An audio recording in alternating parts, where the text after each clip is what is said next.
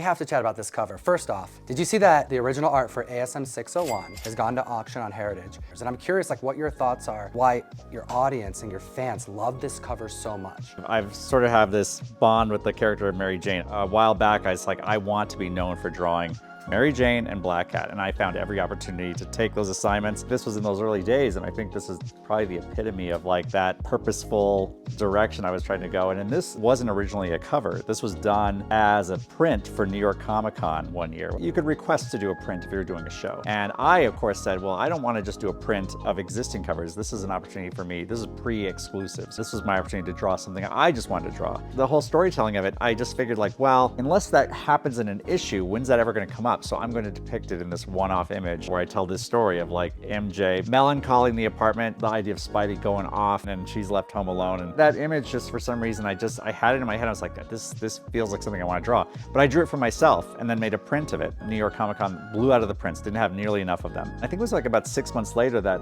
Marvel editorial, they said, we are turning that image into a cover. I was like, that's great, because that's always what makes something real, in my opinion. In the sort of mythos of nostalgia and sort of the myth of building of like comics, unless it's actually the cover of a book, it doesn't really count. They weren't in sequence, but that was like a trilogy of covers I did at the time where I made that one into a cover, and then I did a couple of Black Cat covers. One, I think you've got it here.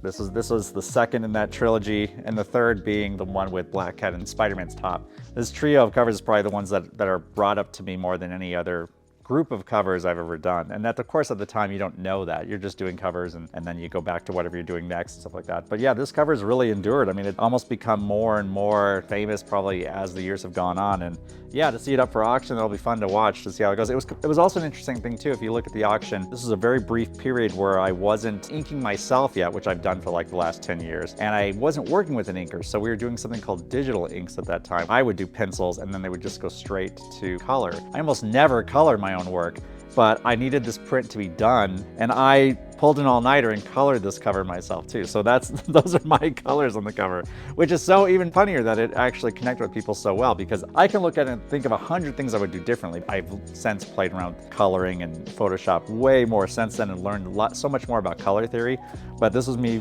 flying by the seat of my pants and just going like, I think this will work.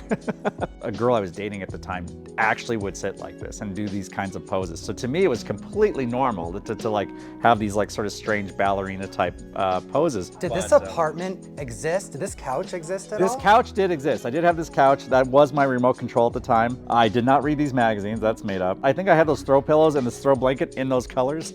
So this is all stuff I had, but I did not have that coffee mug, did not have those magazines. You've done a few of the apartment, you know, you've done like a series out of it. Is that something that you're going to continue to do? I do have some ideas banked that will be coming out, just about spacing them out so they don't crowd each other. The first one, of course, was the Black Cat one, which is of course the mirror image of this one. And of course, the gag that Spider-Man's headed to her apartment, which people can make of that what they wish. I like creating like a buzz, but I don't necessarily think that's necessarily saying he cheats on Mary Jane. But it's a fun thing that people talk about and that kind of thing. Ultimate Spider-Man was an opportunity with the family. It took a lot to figure out too, because now you're crowding her with a bunch of other characters, but you still want her to be the focus, which there's a lot of thought that goes into that. If you actually see that cover too, it's like, make sure she's the brightest and the sun's hitting her the most, because it's still her that's the centerpiece. The family's kind of like, to some degree, the secondary players. So, but yeah, there's a few more I have in mind, at least 3 that I had in mind, and we'll see if they make it to the light of day at some point.